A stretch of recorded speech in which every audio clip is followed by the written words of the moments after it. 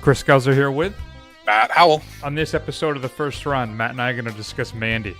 No, seriously, we're going to discuss Mandy. We're also going to wrap up our martial arts marathon with King Boxer, or as it's also well known, the Five Fingers of Death.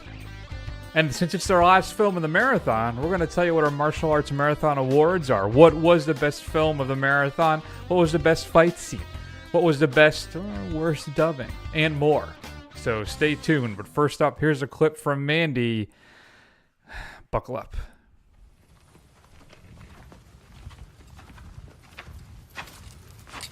You and that ugly little whore. You think you're so in love? I'll show you love. Lucy?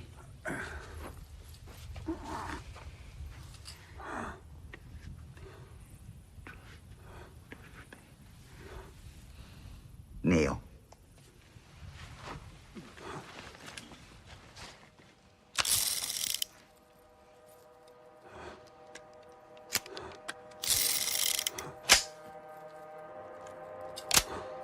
Now show him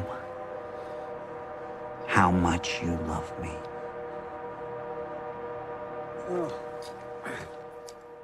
So that, of course, is Thomas Wayne himself, or as you may know him from the last 3 seasons of Law & Order. That's Linus Roach. He plays Jeremiah Sand, and he hands Sister Lucy a revolver to basically pull the trigger to prove that she loves him. And I think, Matt, we should probably set some ground rules on this episode. So I think at this point, first off, we're going to... you can't talk about this thing, I think, and not get into spoilers. There may be some profanity. Just a heads up, everybody, all right? This episode will have an explicit tag, because I don't think there's just no way to dance around this thing. So I think, Matt, we just go for it, all right? All right.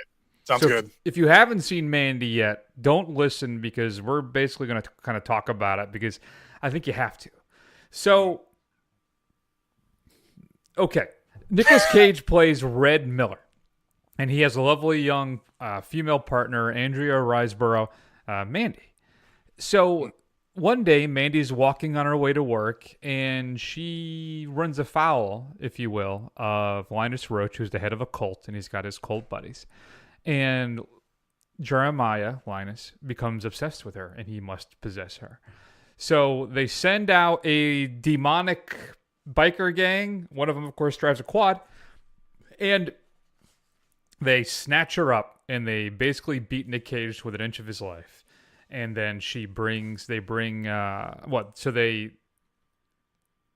Mandy gets doped, right? She gets drugged.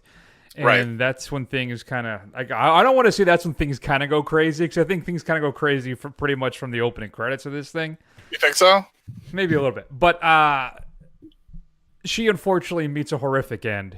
Cage survives, and now it's revenge time. I think that basically wraps things up, right? I think that's good. Yeah, that pretty much sums it up. Yeah. So this thing has got a lot of buzz, Matt, right? Everybody's saying how gonzo insane it is, and how it's like one of those once-in-a-lifetime cinematic experiences that you have to see. We've been hearing a lot of buzz about it, that it's also like one of Cage's best performances in years, and that it's just basically an insane film that you have to experience. Do you agree with that, or is this thing just an absolute unmitigated disaster? I wouldn't say it's an absolute unmitigated disaster. It is weird. Like, it's hard to say.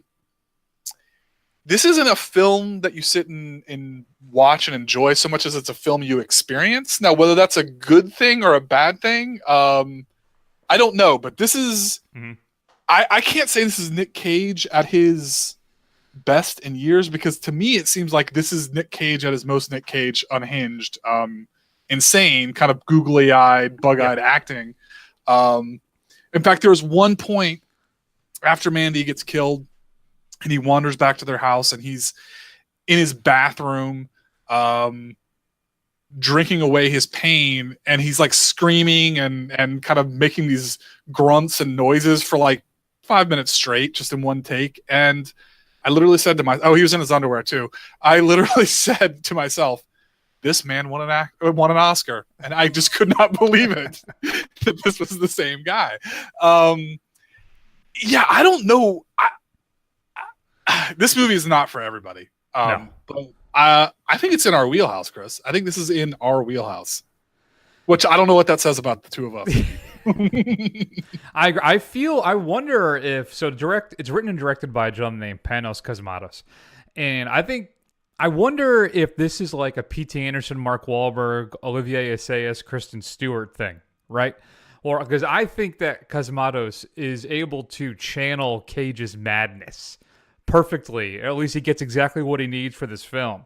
Or it may be more, it's just that he needs a film that's as crazy as he is, and that's what Mandy is.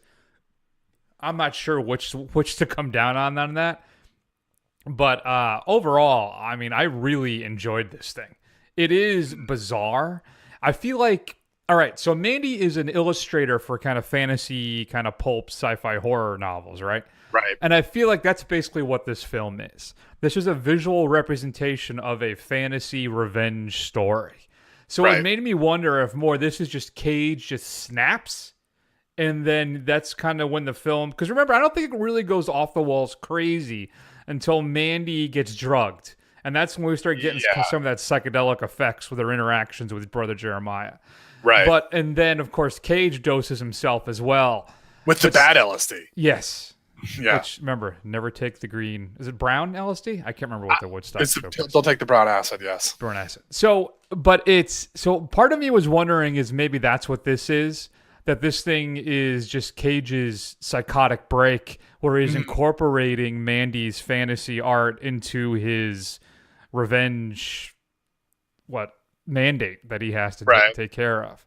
Yeah. So, but I think the bikers are really there. I think the demon bikers are really there. I don't think they're demonic, but I think they're really there. I think they're there, but are they? That's true, because they do show up prior. The crazy Hellraiser bikers show up prior to prior to anybody being drugged. That's true. All right. Yeah.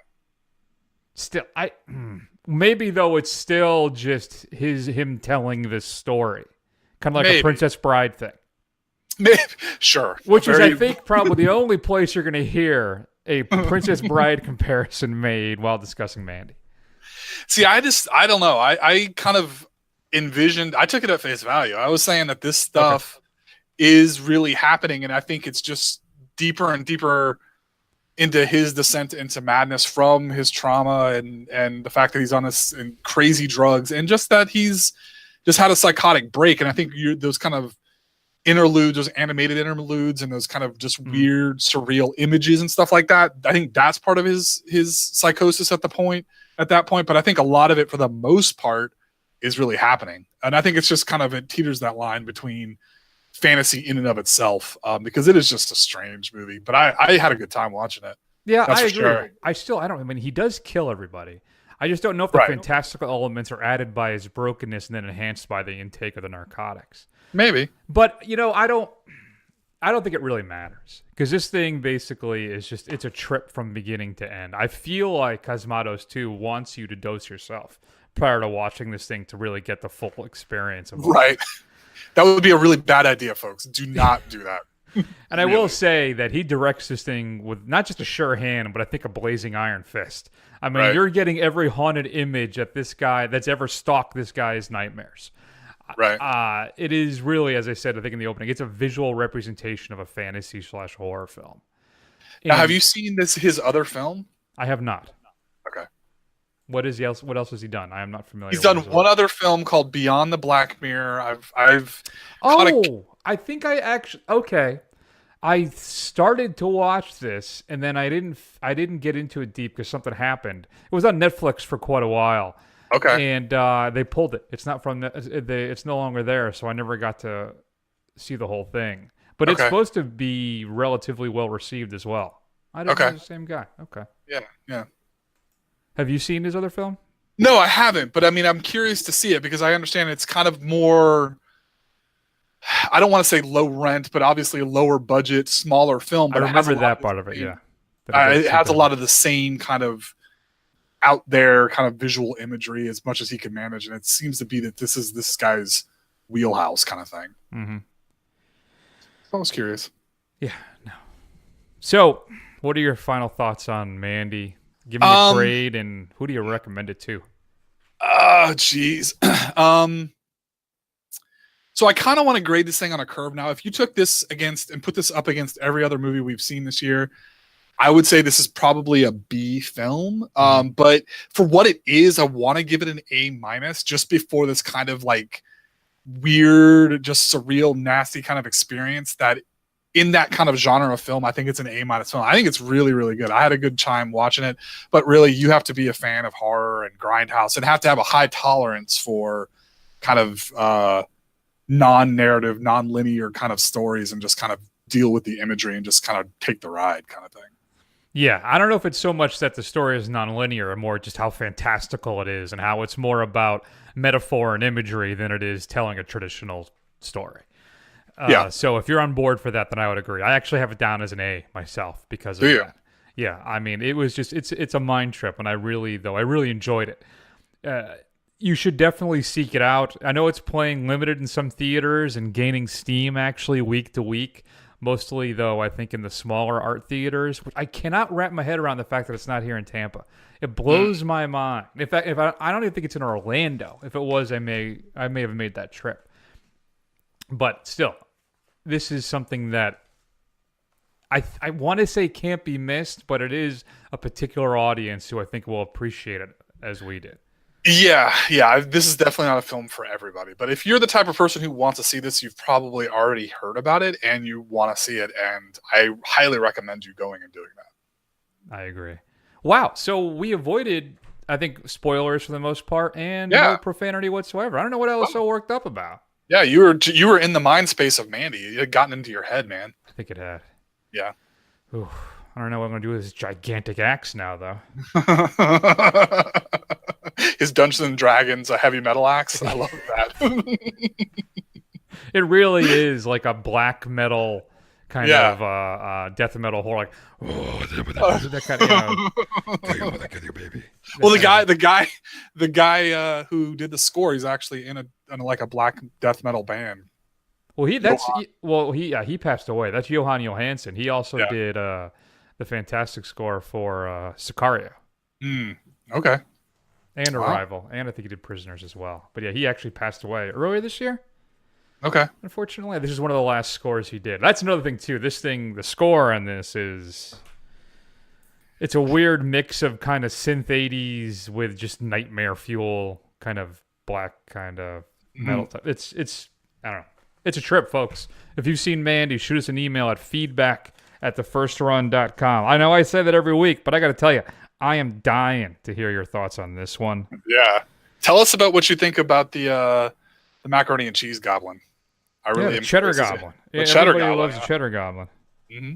So yeah, we'd love to hear it. All right. So we got a big film coming up on Blu-ray and DVD this upcoming Tuesday, Matt. One of the best films of the year. And here's a clip. Hey guys, it's Kayla back with another video. So I'm making this video to just kind of say that I'm not going to be making videos anymore. Or, I'm taking a break or something. And I don't know if anyone is like really watching or cares, but if you are, sorry if this is like a bummer to you, but it's the right thing to do. I started making videos, to like give tips and stuff and, help you guys out, but I don't know. If I'm being really honest, I'm probably not like the best person to give advice because I like giving advice and like talking about doing stuff, but I can't really actually do that stuff. And yeah. So it's a clip from 8th grade. But Matt, I've dropped the ball the last couple of weeks. I just want to remind people that every episode is specifically mastered for a particular listening experience. And of course, this episode is best listened to while blacksmithing and making your own axe. So There you go. One of the best films of the year, I think, so far, Matt. Eighth Grade is being released on Blu-ray this upcoming Tuesday, October 9th. It includes audio commentary by the director, Bo Burnham, and the actress who you just heard, Elsie Fisher. There's some deleted scenes and a making-of featurette as well. One of the more, I don't know if I should say disappointing, because I don't think I really had any expectations. The latest rock vehicle, Skyscraper, is being released. Includes a steel book, which you can get exclusively from Best Buy. Some deleted and extended scenes. 6 more making-of featurettes, and then Dwayne Johnson embodying a hero. Go behind the scenes and see what it took for Dwayne Johnson to bring this intense character to life. So, Skyscraper. Hotel Artemis is being released as well, starring Jodie Foster. It's set in a riot-torn near-future L.A., and the film follows the nurse who runs a secret members-only emergency room for criminals. I think this got a very limited theatrical release, where it was only for the weekend. It didn't do very well. Although I am curious to see it. I feel like this is like in the John Wick verse, though. Like this is the hospital version of the Continental. It's got a pretty good cast on it, though, so you may want to check it out. DC Animated returns with Constantine: City of Demons. A decade after a tragic mistake, family man Chaz and occult detective John Constantine set out to cure Chaz's daughter, Trish, from a mysterious supernatural coma. I really am behind on my DC Animated stuff. There's a lot of it. It's hard to keep up with. They keep up with stuff all the time. I love me some Constantine, and from what I heard, this one's actually pretty good.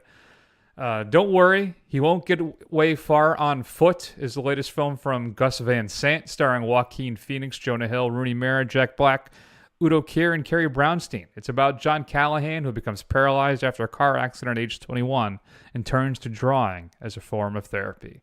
And again, to clarify, that's don't worry, he won't get far on foot. The word away is nowhere in that title. I just like to riff once in a while. The animated horror comedy family-friendly franchise Hotel Transylvania keeps on trucking, and here's Volume 3, which includes 3 all-new karaoke sing-alongs, Behind the Screams, Johnny's Home Movies, which is a recap of the whole franchise, 2 mini-movies featuring Puppy and Goodnight Mr. Foot. So I don't know, Matt, if your little one isn't a big fan of the Hotel Transylvania series. She likes them, yeah. So there you go. Yeah. New to Blu-ray, Criterion is giving us 8 hours, Don't Make a Day. The interlocking stories of blue-collar workers in 1970s Germany as they confront the issues of the day, such as unfairness or the power structure at work, making ends meet, and facing Germany's changing social mores. Directed, of course, by Rainer Werner Fassbender.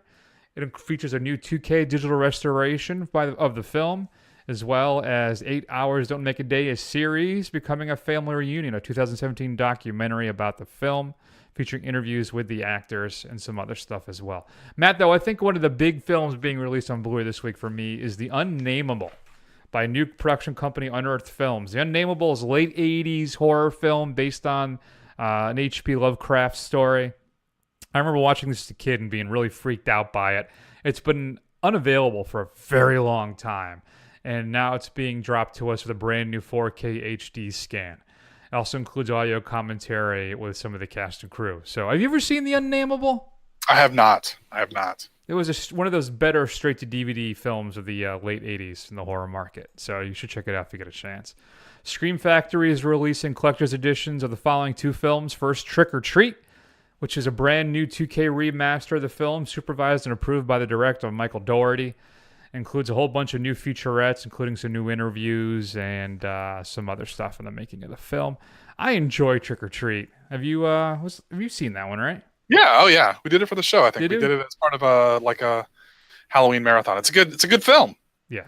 So you can pick up this new collector's edition. They're also releasing what I think is not a very good film, but some people seem to like it, is House on Haunted Hill, the 1999 remake. Which includes a new 2K remaster and 3 new interviews, one with the director, the composer, and the visual effects supervisor. They're also giving us Man in the Iron Mask, the 20th anniversary, if you feel like feeling old. It includes a brand new 4K remaster for the original camera negative and a couple new interviews as well. Of course, this is the Leonardo DiCaprio film, if you don't remember. Right. Yeah. Yes. Warner Archive is also releasing a cult classic. What is it? One of those afternoon TV movies from the late 70s. Are you familiar with Bad Ronald? Not Bad Arnold. No, I'm not. I've never heard of it. Bad Ronald is a crazy little film it shocked me because it's super creepy and really disturbing, and it was like on TV in the afternoon. You're probably not young enough to remember when they used to do those kind of those late afternoon movies.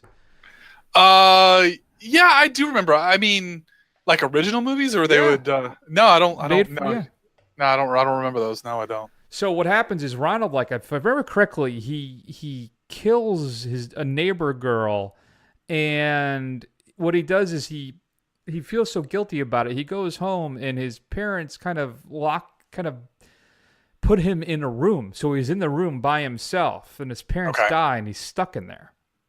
And then eventually new people move in, and he starts like stalking them, and it's really bizarre, especially for like an afternoon TV movie. But Bad Ronald is finally being released on Blu-ray and includes a brand new remaster. A couple other things of note: Pre-Hysteria, remember the kid who has the little pocket dinosaurs that are real?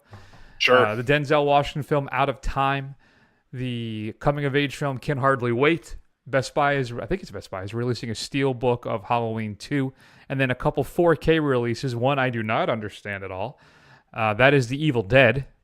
How clean a picture are you going to get on that thing when it's going to start looking ridiculous? And then Hook. Your straight-to-DVD pick of the week is Deadly Crush. When a painter rents a secluded cabin to jumpstart her creativity, she has sex with a ghost and finds herself part of his wicked plan to bring itself back to life. Which I guess somebody watched Ghostbusters and it's like, how can I make this creepier? You know, whenever he talks about that with Dan Aykroyd, like got down with that ghost. Oh yeah, that's but that wasn't he dreaming? He was dreaming in that one. Was he? Yeah, I think he was dreaming. All right. So I mean, it was his own perversions, but it didn't really happen. Yeah, so I don't know if that makes it any better. Slightly better. So what should we be streaming this week?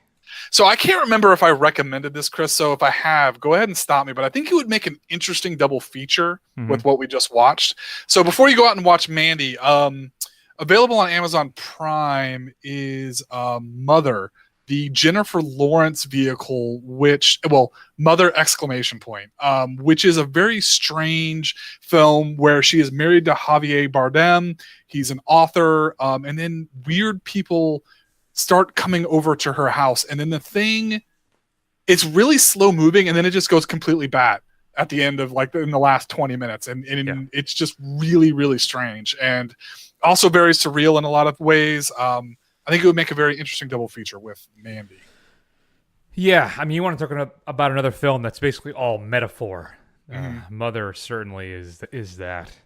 That is an interesting pick. Where can we stream that? I missed that. Where is it's on Amazon Prime. Mother ! All right, that's. I'm curious what people think of that one.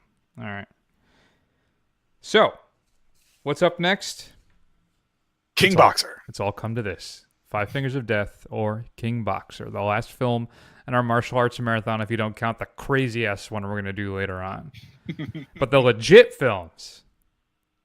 This is it. So here's a clip from King Boxer. Jihao, I'd like you to go back with Daming. To be taught by Shen Jinpei himself. But sir, I'm getting old now. Take yesterday evening, for instance. Just a few years ago, I could have handled those thugs without any effort at all. In those days, Shen Jinpei was worried. He hadn't one student capable of succeeding him, so he asked if I could help. So 3 years ago, Downing left us to join his school. At that time, I was selfish.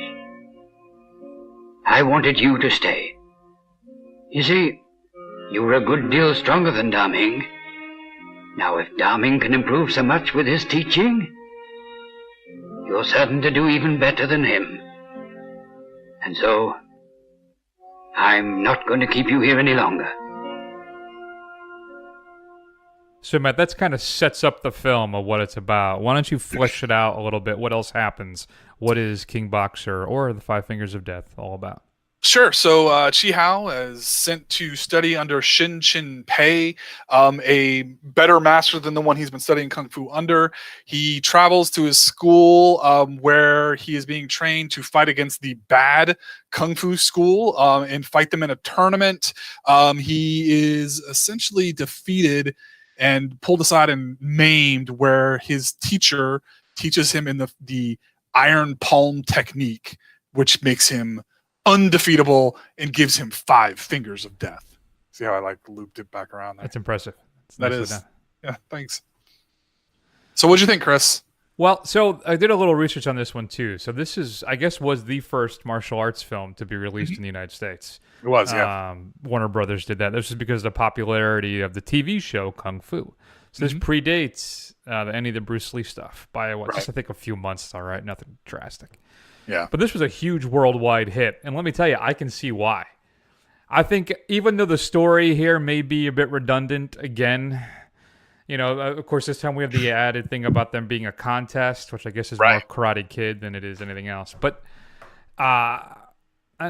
even though we're being a bit repetitive, I felt like this may have been one of the more interesting selections in the marathon.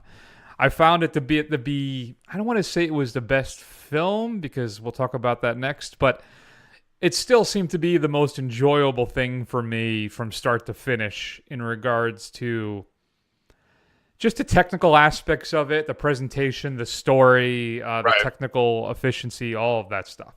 So I thought the fight scenes in this, again, were exceptionally well choreographed. I think some of the best in the series that we've done so far. And I noticed a couple. This one has a lot of Kill Bill in it. Yes, it does. Yes, even right down to the musical cues. The musical cues. There's one of the thing where he has the fight where he's saving the singer actress. I can't remember, I'm blanking on her name now. But in the restaurant, that is like a smaller, condensed version of the final fight in Kill Bill Part 1. Right. It's got the same stairwell, the same balcony. It's the same building. It's just much smaller. So you could definitely see that this film was a huge influence on Tarantino. And I thought it was fantastic. What'd you think?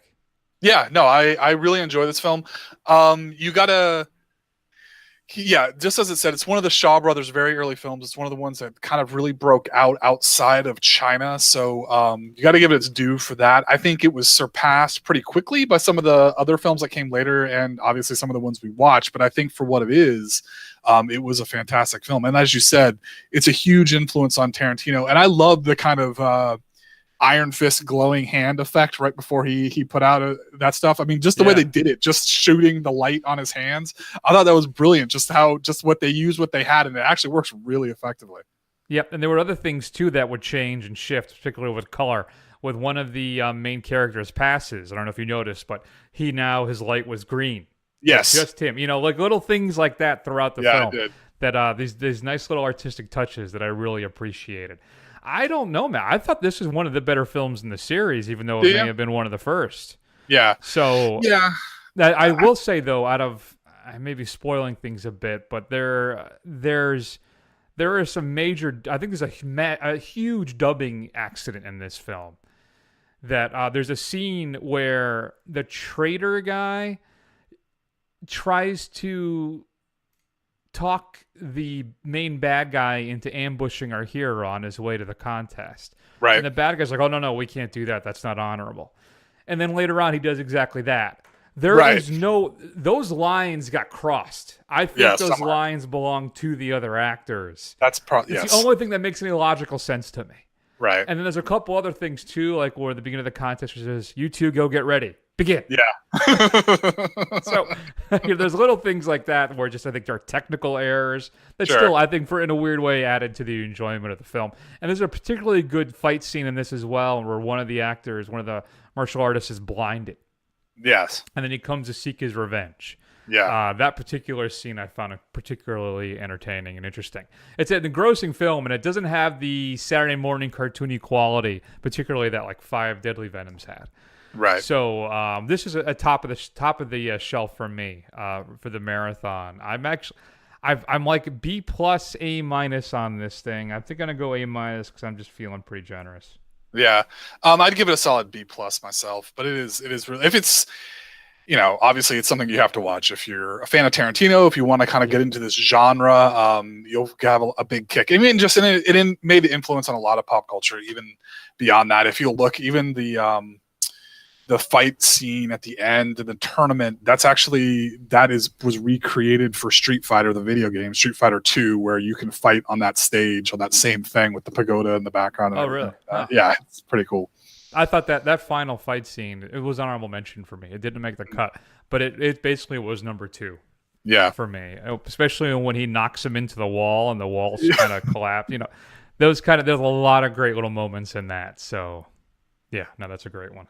Yeah, but I mean, it does have some. Did you notice it continues the kind of streak of the rift between China and Japan as Yes. the Japanese bad guys show up and they're all brutish and they have those unruly caveman type wigs on and stuff like that. So it's definitely shows its colors as far as that goes. Oh, certainly. Yeah, definitely. So if you've had a chance to see King Boxer or The Five Fingers of Death, shoot us an email at feedback@thefirstrun.com. I'm dying to know your thoughts on that one. Matt, do you have any other thoughts? I didn't want to cut you off there. No, I'm good. Good times. Yeah. All right, then. It's time. Let's wrap this sucker up. Let's jump into the awards for our martial arts marathon. But first, here's a clip that was just too good for me to ignore. What do you want? I did what I was supposed to do. Where's my brother? Is he all right? Where is he? We'd like to see if he's all right. That wouldn't be easy. In this country, you can't hide an escaped convict. Then he's gone away? On his way to Hong Kong by now. He's well and safe. Pay me the rest. Not until we can see him. No, don't! Listen to me! We have no more money. The 3 million yen we advanced was all we could raise. It's the truth. We need more time to pay. All right, but I'll need some collateral.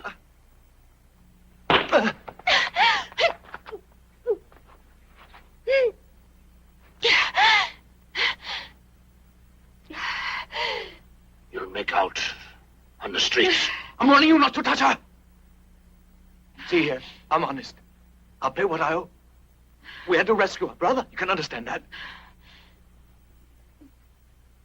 I'm not in this for nothing. No, he is not, because you are not a hero until you turn out your female companions to the streets. That's right. The money you were owed. Protagonist, hero. There you go. And that's, of course, is Sonny Chiba in The Street Fighter. Yeah.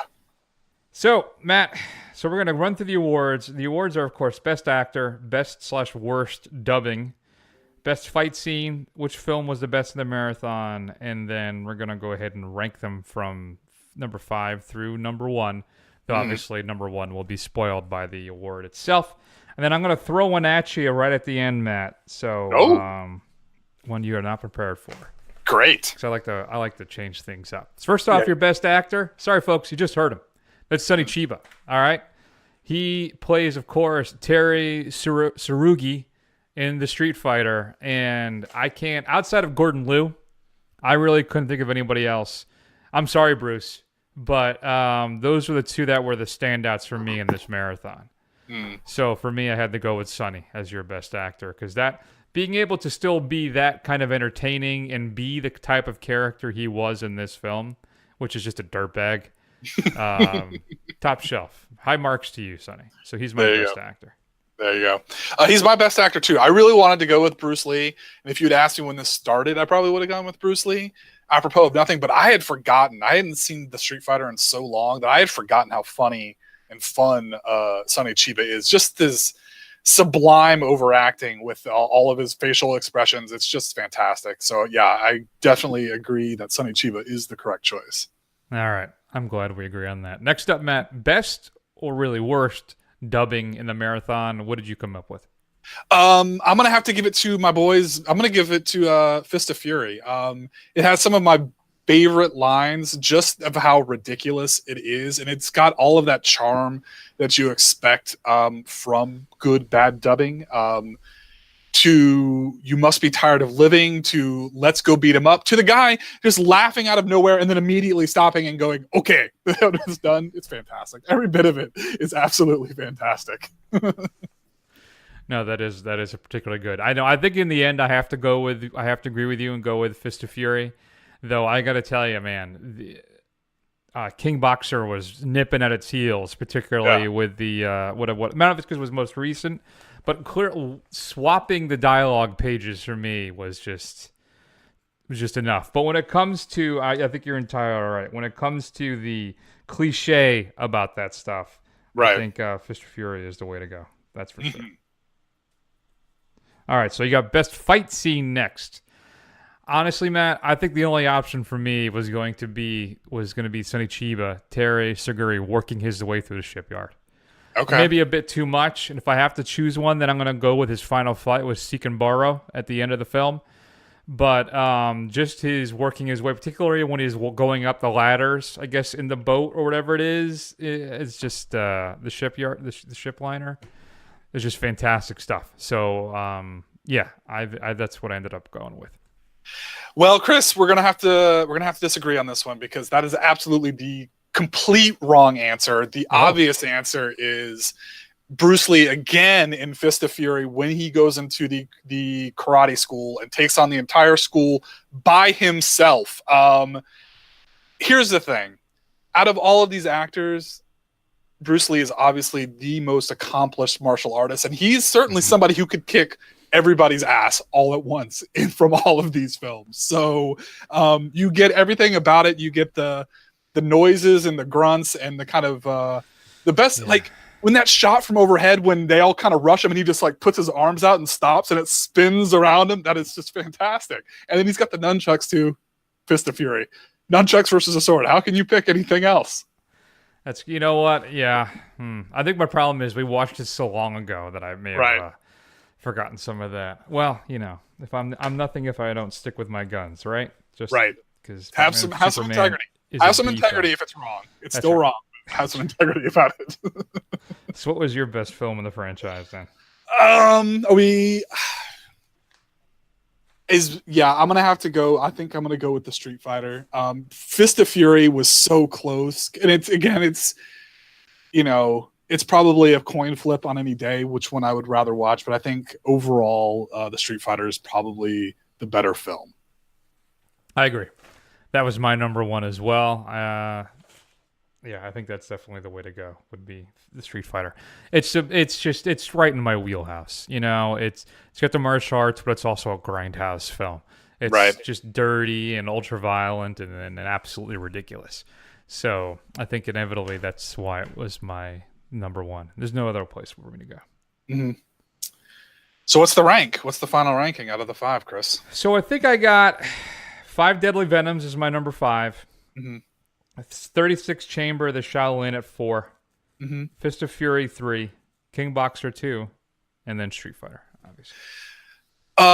My list is exactly the same, except I would switch places with King Boxer and Fist of Fury. I would put Fist of Fury 2, and I would put King Boxer 3.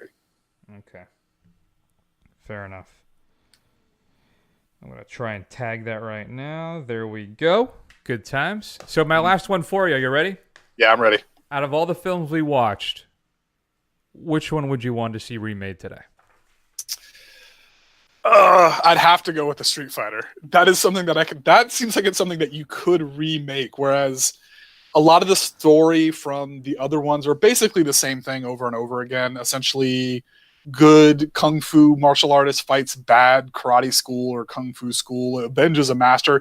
And let me tell you, watching this, I never realized how Kung Fu Master must be one of the top 5 most dangerous jobs in the world because they always get killed in brutal ways. They have to be avenged. So, I think Street Fighter, just from the very fact that it has such a different plot than the rest of them, I think is the one that would be remade. I don't know who would do it though. Yeah, I don't know. What's the guys doing? John Wick, maybe, or Gareth Evans. This seems to be my 2 go-to action directors right now. Particularly Gareth Evans because of the Raid films. Yeah. So then, but who would fill Sonny Chiba's shoes? That's really where I'm going with this. Yeah, that I have no idea. Because I would really want, because I don't think Sonny Chiba was really that much of a martial artist, and I kind of would like to see it continue that way. I would hate to see them get somebody who was an actually good martial artist first and an actor second. I would rather them get an actor first. So like Shia is what you're thinking? Yes, exactly. Tom Hardy is the Street Fighter. Venom himself? Venom himself. You wouldn't go with an Iko Urias or anything like that? Yeah, you would actually want it. Interesting. All right. Yeah. I think I would lean towards Street Fighter as well.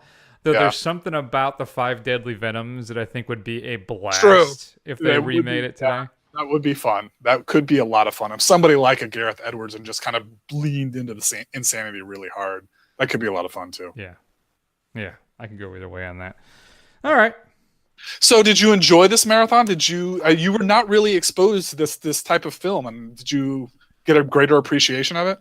I did. It has sparked an interest. I want to see more of this stuff. I've read and found some other things. Like I haven't seen Tony Jaa's. Is Tony Jaa's The Protector, which is supposed to be good, really good. And one of the, I guess, if you buy the Blu-ray or DVD, one of the special features is the original. I think is a Thai version of the film. Okay, I think he's Thai, right? Which is supposed to be much better than the U.S. cut of the film. So I'm thinking about picking. It's like $10 on Amazon, so I may just take a flyer on that. Sure. But yeah, I'm definitely much more into this kind of stuff, and made me, it made me think about too. When I was a little kid, I remember my father was watching one of these movies. He wanted me to watch it with him, and I had no interest. I was all more about Superman and everything. So unfortunately, I missed out on some potentially great martial arts films in my formative years. There you go. You're like, if it doesn't have Van Damme in it, I don't want to watch it. I wasn't. Who would have been the guy for me at that age? I don't know. Were martial arts you were huge young? In the late 70s, early 80s? No. I don't think so. With Chuck Norris, right? Yeah, it would have been Chuck Norris, and he fought Bruce Lee, and he gets his chest hair ripped out by Bruce Lee. It's fantastic. You have to watch all 3. There's only 3 more Bruce Lee movies. You have to watch those too. All right, I'll get on that. I think for me it was, I never got into Norris. And when I first got into martial arts, it was, I'm embarrassed to say, basically it was Steven Seagal was like the first guy for me. And then but Van Damme. Steven Seagal is sublimely bad. It's so there's like a whole other genre of like those. He's a keto, 80s, right? Is he a keto? Yeah, a keto. Yeah, a keto. Those kind of, I'll just kind of go ahead and say it. Those late 80s like white guy martial artists like Jeff Speakman. Yeah, I know you love Speakman though. The Perfect Weapon. Speakman is on. Perfect Weapon is on Amazon Prime right now. I watched it the other day. It is fantastic. I got that so bad. I picked it up on Blu-ray a little while. Did you? A year or 2 ago. Oh yeah. For you, man. I enjoyed it. I don't even have it on Blu-ray. So yeah, if you're into some of that kind of white guy martial arts from the late 80s, there's some good selections on Amazon Prime right now. You should check them out. I will. And I think for me too, another one was another moment where it brought me back to it was Rumble in the Bronx with Jackie Chan. Right. Yeah. I was in a big Jackie Chan tear for about 5 years. But yeah, all right, good times.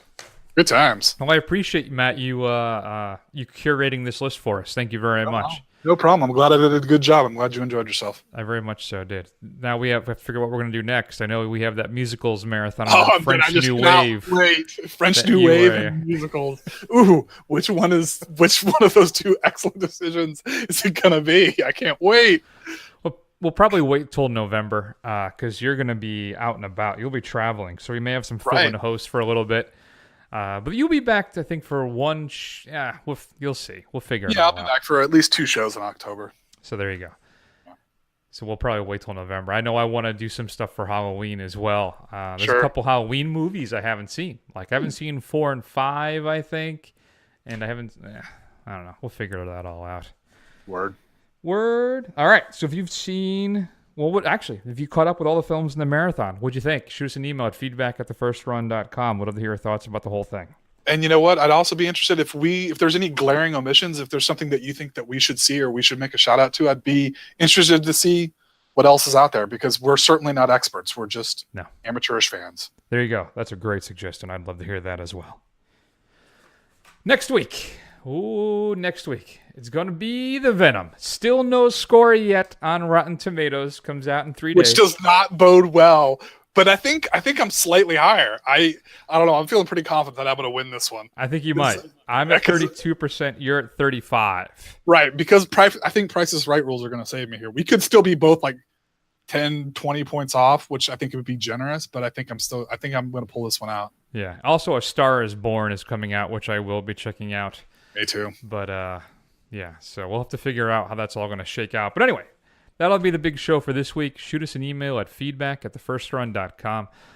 Go to the website as well, thefirstrun.com. Check us out on YouTube and Twitter, Facebook, Instagram. Just scroll. Eventually you will find us. Go to Apple Podcasts and give us a rating. That's how more people will discover the show. And if you give us a rating, I will, of course, read your review on the air, regardless of how many stars you give us. Though there's a 5 in it from Maddie if it's 4 and above. Yeah. I'll get right on that. So we're going to take an extended break, and we'll see you all soon.